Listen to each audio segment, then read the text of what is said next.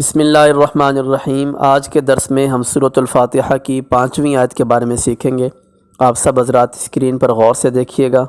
اعوذ باللہ من الشیطان الرجیم، بسم اللہ الرحمن الرحیم، اہدنا الصراط المستقیم۔ یہاں پر جو پہلا لفظ ہے اہدی، یہ لفظ ہدایت سے صیغہ امر ہے اور یہاں پر یہ دعا کے لیے استعمال ہوا ہے۔ اگلا لفظ نون الف نا، یہ جمع متکلم کی ضمیر ہے اور اس کا مطلب ہے ہم کو۔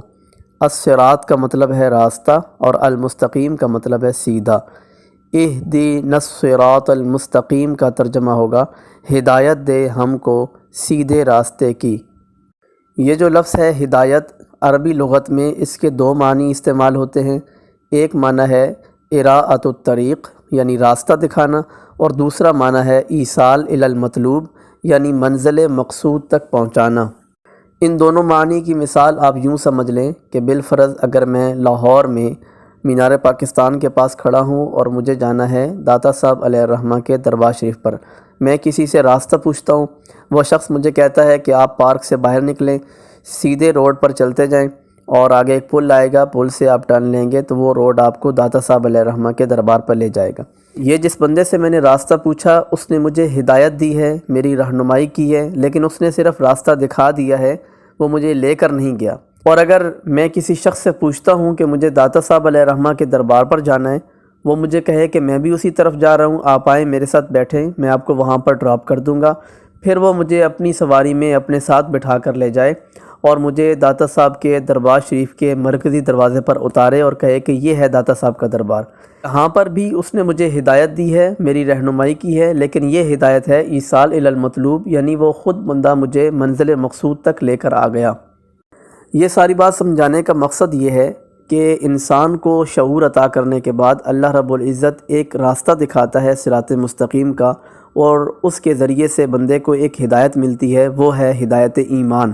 یعنی بندہ ایمان کی دولت سے سرفراز ہوتا ہے، اسلامی تعلیمات کو قبول کرتا ہے، توحید و رسالت کا اقرار کرتا ہے تو بندہ ہو جاتا ہے مومن۔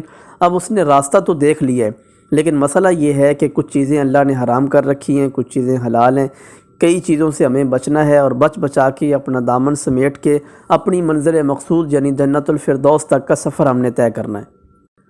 اب ایک راستہ اللہ تعالیٰ نے ہمیں دکھا دیا ہے، ایک ہدایت ہمیں مل گئی ہے راستہ دیکھنے والی۔ اب اگلی ہدایت باقی ہے، راستے پر چل کر منزل مقصود تک پہنچنے والی ایصال الی المطلوب والی ہدایت ابھی تک باقی ہے۔ تو ہم جب نماز میں ہدایت کی دعا کرتے ہیں تو ہم اسی ہدایت کی دعا کرتے ہیں کہ باری تعالیٰ ہمیں سیدھے راستے پر چلا کر منزل مقصود تک پہنچا۔ کچھ ترجمہ کرنے والے حضرات نے اہدنا الصراط المستقیم کا ترجمہ یہ کیا ہے کہ دکھا ہم کو سیدھا راستہ۔ ان کا ترجمہ لغت کے اعتبار سے درست نہیں ہے۔ اس کی وجہ یہ ہے کہ جب ہم ایمان سے سرفراز ہو چکے ہیں تو اب ہمیں ایک اور ہدایت کی ضرورت ہے، وہ ایصال الی المطلوب ہے۔ اراءۃ الطریق یعنی راستہ دیکھنے والی ہدایت ہم پہلے حاصل کر چکے ہیں، لہٰذا ایک حاصل شدہ چیز کی پھر ہم دعا مانگیں تو یہ تحصیل حاصل ہے، اور تحصیل حاصل لغو ہوتا ہے، اور مومن کے کلام میں لغو جو ہے اس کی امید نہیں کی جا سکتی۔ اس لیے اس آیت کا صحیح ترجمہ یہی ہے جو سیدی اعلیٰ حضرت امام اہل سنت الشاہ امام احمد رضا خان علیہ الرحمۃ الرحمن نے اپنے یعنی راستہ ہم دیکھ چکے ہیں، اب بس ہمیں اس راستے پر چلا اور اپنی معیت میں ہمیں منزل مقصود تک پہنچا۔ یاد رکھیں کہ جو ہدایت ہے اس کے کئی درجے ہیں۔ جب اللہ تعالیٰ انسان کو یا کسی بھی جاندار چیز کو تخلیق فرماتا ہے تو ایک گوشہ شعور کا ہر چیز کو عطا فرماتا ہے، بھوک پیاس کا احساس، سردی گرمی کا احساس، درد تکلیف کا احساس، یہ ہر چیز میں پیدا ہوتا ہے۔ اس شعور کو بھی ہدایت کا نام دیا جاتا ہے۔ اللہ تعالیٰ نے قرآن حکیم میں ارشاد فرمایا ربنا الذی اعطی کل شیء خلقہ ثم ہدی، یعنی ہمارا رب وہ ہے جس نے ہر چیز کو تخلیق کیا اور اس کے بعد اللہ رب العزت نے اسے ہدایت دی۔ تو یہ جو ہدایت ہے یہ ہر جانور میں بھی پائی جاتی ہے۔ آپ نے دیکھا ہوگا کہ کوئی جانور کتا یا بلی جب روڈ کراس کرنے لگتا ہے تو وہ بھی ادھر ادھر دیکھتا ہے، کیونکہ اسے بھی اس بات کا احساس ہے کہ اگر کوئی بھاری چیز مجھ سے ٹکرائے گی تو میرے جسم میں تکلیف آئے گی۔ اس کے بعد ہدایت کا اگلا درجہ یہ ہے کہ جب انسان سن شعور کو پہنچتا ہے تو اللہ تعالیٰ نے اس کے اندر ایک ضمیر رکھا ہے، ایک نفس رکھا ہے، اچھے اور برے کی تمیز انسان کو از خود حاصل ہو جاتی ہے۔ کون سا کام اچھا ہے، کون سا کام اخلاق والا ہے، یہ اسے معلوم ہو جاتا ہے۔ کس کام سے ہمیں رکنا چاہیے، بچنا چاہیے، معاشرتی پستی کا سبب بنتے ہیں، یہ رویے بھی انسان خود بخود سیکھ جاتا ہے۔ اللہ کے رسول صلی اللہ علیہ وسلم کی خدمت میں ایک صحابی حضرت وابصہ رضی اللہ تعالیٰ عنہ نے عرض کی، یا رسول اللہ مجھے بتائیں کہ نیکی اور بدی کیا ہیں؟ تو سرکار نے 3 انگلیاں ان کے سینے پہ مار کے فرمایا، استفت قلبک، یعنی اپنے دل سے پوچھا کرو تو یہ دل ہی تمہیں بتائے گا کہ کون سا کام اچھا ہے اور کون سا کام برا ہے۔ ایک روایت کے الفاظ یہ ہیں کہ جس پر انسان کا دل مطمئن ہو وہ کام اچھا ہے، اور جو ما حاق فی نفس کا، جو دل میں کھٹکتا رہے، وہ کام برا ہے۔ تو یہ جو اچھے اور برے کا امتیاز ہے اور یہ جو فرق ہے، یہ بھی اللہ کی طرف سے ایک ہدایت ہے جو اللہ بندے کو عطا فرماتا ہے۔ اللہ کریم نے فرمایا، الم نجعل لہ عینین ولسانا وشفتین وہدیناہ النجدین، کیا ہم نے انسان کو 2 آنکھیں عطا نہیں کی؟ کیا ہم نے انسان کو زبان اور ہونٹ نہیں دیے؟ کیا ہم نے اسے 2 راستوں کی ہدایت نہیں دی؟ یعنی یہ 2 راستوں کی ہدایت سے مراد ہے اچھے اور برے کی تمیز جو اللہ تعالیٰ نے بندے کو عطا فرمائی۔ ہدایت کا اگلا درجہ یہ ہے کہ اس شعور کے بعد بھی اللہ رب العزت انسان کو وحی کے ذریعے سے ہدایت عطا فرماتا ہے، یعنی انبیاء مقرر کرتا ہے اور انبیاء پر کتابیں نازل فرماتا ہے۔ انبیاء چلے جائیں تو ان کتابوں کی ترویج و اشاعت کے لیے اللہ تعالیٰ نمائندے مقرر کرتا ہے، علماء کی صورت میں، صوفیاء کی صورت میں، اولیاء کی صورت میں یہ نمائندے ہوتے ہیں۔ ان کے بارے میں اللہ کا فرمان ہے، وَجَعَلْنَاهُمْ أَئِمَّةً يَهْدُونَ بِأَمْرِنَا، یعنی ہم نے انسانوں کے لیے کچھ نمائندے مقرر کیے ہیں جو ہمارے راستے کی انسان کو ہدایت دیتے ہیں۔ اس وحی والے ہدایت کے ذریعے سے انسان ایمان کی دولت سے سرفراز ہوتا ہے۔ اللہ کے نبی کے ذریعے سے یا نبی پر نازل ہونے والی کتاب کی تعلیمات کے ذریعے سے انسان ایمان لے آتا ہے اور وہ مومن ہو جاتا ہے۔ اس کے بعد ہدایت کا چوتھا درجہ یہ ہے کہ اللہ رب العزت اس مومن کو جو ایمان لا چکا ہے تقوی کی دولت سے سرفراز فرماتا ہے، تاکہ انسان اچھے اور برے کاموں میں اچھی طرح تمیز کر کے صرف حلال کو استعمال کرے اور حرام کاموں سے بالکل اجتناب کرے، گناہوں کے قریب نہ جائے اور نیکیوں کی ترغیب اس کے اندر پیدا ہو جائے۔ اس کے بارے میں اللہ فرماتا ہے، وَالَّذِينَ اهْتَدَوْا زَادَهُمْ هُدَاهُمْ وَآتَاهُمْ تَقْوَاهُمْ، یعنی وہ لوگ جو ہدایت یافتہ ہیں یعنی ایمان لا چکے ہیں، اب اللہ کریم ان کی ہدایت میں اضافہ فرماتا ہے، زَادَهُمْ هُدَاهُمْ، ان کی ہدایت میں اضافہ کرتا ہے، وَآتَاهُمْ تَقْوَاهُمْ، اور انہیں تقوی نصیب فرما دیتا ہے۔ اس کے بعد ہدایت کا آخری درجہ یہ ہے کہ انسان تقوی کے راستے پہ چلتا ہوا جنت الفردوس میں پہنچ جاتا ہے، تو پھر اس کے بارے میں کہتے ہیں کہ اللہ رب العزت نے جنتیوں کا وہ قول نقل کیا، قالوا الحمد للہ الذی ہدانا لہذا وما كنا لنہتدی لولا ان ہدانا اللہ، یعنی تمام تعریفیں اللہ کے لیے ہیں جس نے ہمیں جنت الفردوس کی ہدایت نصیب فرمائی۔ الغرض یہ ہدایت کے بہت سارے درجات ہیں اور اس کو علماء کرام اور مفسرین نے مختلف انداز سے ذکر کیا ہے، جس کا خلاصہ ہم نے آپ کی خدمت میں پیش کر دیا۔ صراط مستقیم سے کیا مراد ہے، اس بارے میں نبی پاک صلی اللہ علیہ وسلم سے ایک روایت ہے۔ امام احمد بن حنبل نے اس روایت کو اپنی مسند میں نقل فرمایا، اسی طرح ابن ابی حاتم نے، ابن جریر نے، امام ترمذی اور امام نسائی وغیرہ نے بھی اس روایت کو نقل کیا۔ رسول اللہ صلی اللہ علیہ وسلم نے ارشاد فرمایا کہ صراط مستقیم یہ ہے کہ ایک سیدھا راستہ ہے اور اس کے دونوں طرف بڑی بڑی دیواریں ہیں، ان دیواروں میں کچھ دروازے ہیں جن پر خوبصورت رنگ کے پردے لٹک رہے ہیں۔ جب کوئی انسان اس راستے پہ چلنے لگتا ہے تو وہ جب خوبصورت دروازوں کی طرف دیکھتا ہے تو اس کا دل ان دروازوں کی طرف مائل ہوتا ہے، تو اس دروازے پر ایک شخص کھڑا ہوتا ہے، وہ اسے پکار کے کہتا ہے کہ اس دروازے کی طرف نہ آنا ورنہ راستے سے بھٹک جاؤ گے، سیدھے چلتے جاؤ۔ اور ایک بندہ اس راستے کے سرے پہ کھڑا ہے جو بندے کو پکار رہا ہے کہ سیدھے چلتے آؤ، ادھر ادھر نہ مڑو، ادھر ادھر مڑو گے تو پھر راستے سے بھٹک جاؤ گے اور پھر راستہ تمہیں نہیں مل پائے گا، تم سیدھے سیدھے ہی چلتے آؤ۔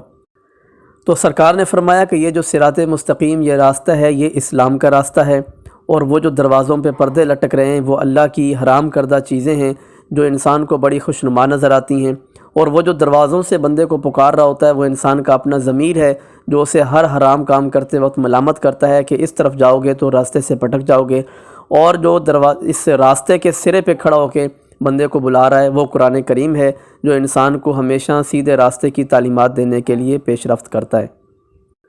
تو اب یہاں پر آپ سمجھ لیجئے کہ ہم نے آج یہ پڑھا ہے اہدنا الصراط المستقیم، چلا ہم کو سیدھے راستے پر۔ یہاں سے ہم اللہ رب العزت کی بارگاہ میں دعا کر رہے ہیں، اس سے پہلے ہم نے اللہ کی حمد کی، اس کا شکر ادا کیا، اپنی عاجزی کا اظہار کیا، اس کو مالک کہا، اور پھر اپنی محتاجی کا اظہار کیا جب ہم نے کہا کہ وَإِيَّاكَ نَسْتَعِينُ، ہم تجھی سے مانگتے ہیں، یعنی ہم محتاج ہیں اور ہمیں مانگنے کی ضرورت پڑتی ہے، اور اس کے بعد ہم نے دعا کی۔ اس پوری ترتیب میں اللہ رب العزت نے ہمیں دعا مانگنے کا طریقہ سکھایا ہے کہ جب تم نے دعا مانگنی ہے تو اللہ رب العزت کی تعریف کرنی ہے، اپنی عاجزی دکھانی ہے، انکساری دکھانی ہے، اور پھر اپنی محتاجی ظاہر کرنی ہے، اور پھر اللہ رب العزت کی بارگاہ میں دعا کرنی ہے۔ یہ دعا پڑھنے کا طریقہ ہے اور ایک دعا مانگنے کا ظاہری طریقہ بھی ہے۔ آپ نے اکثر دیکھا ہوگا کہ کچھ لوگ دعا کے درمیان انگلیاں چٹکا رہے ہوتے ہیں، کچھ لوگ بیزاری سے ادھر ادھر دیکھ رہے ہوتے ہیں، کچھ کے بیٹھنے کا سٹائل ایسا ہوتا ہے کہ وہ لگ نہیں رہا ہوتا کہ وہ بندے دعا مانگ رہے ہیں، کسی نے ہاتھ اپنی گود میں رکھے ہوتے ہیں، ہاتھ بھی پوری طرح اوپر نہیں اٹھاتے۔ تو یہ سب طریقے دعا مانگنے سے بیزاری کے طریقے ظاہر کرتے ہیں، ایسا نہیں ہونا چاہیے۔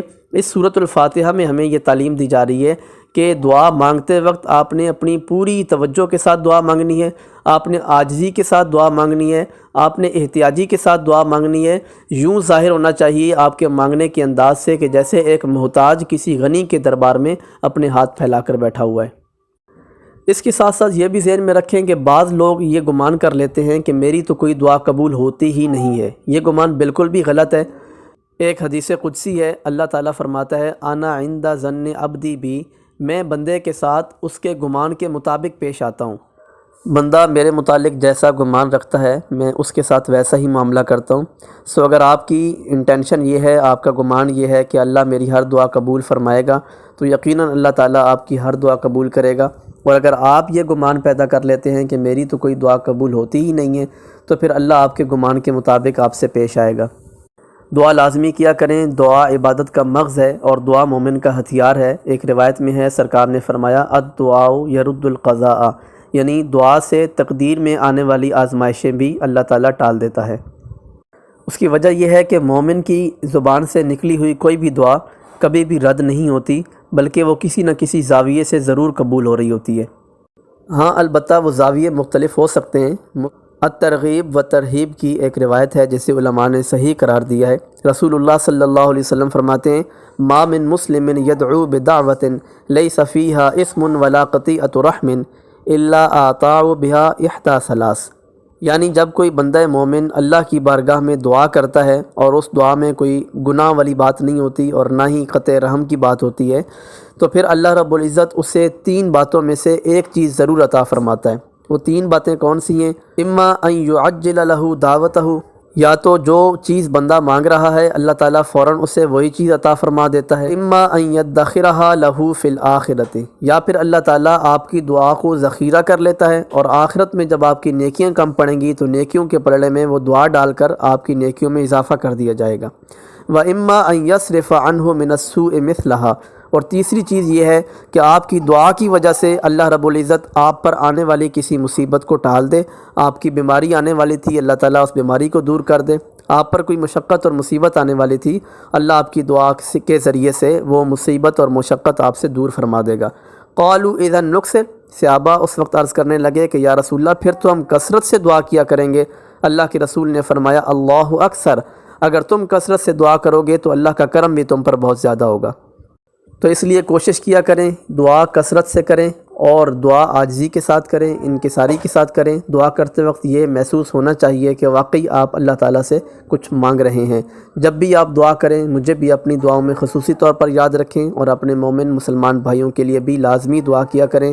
بارک اللہ لی و لکم فی القرآن العظیم و نفعنی و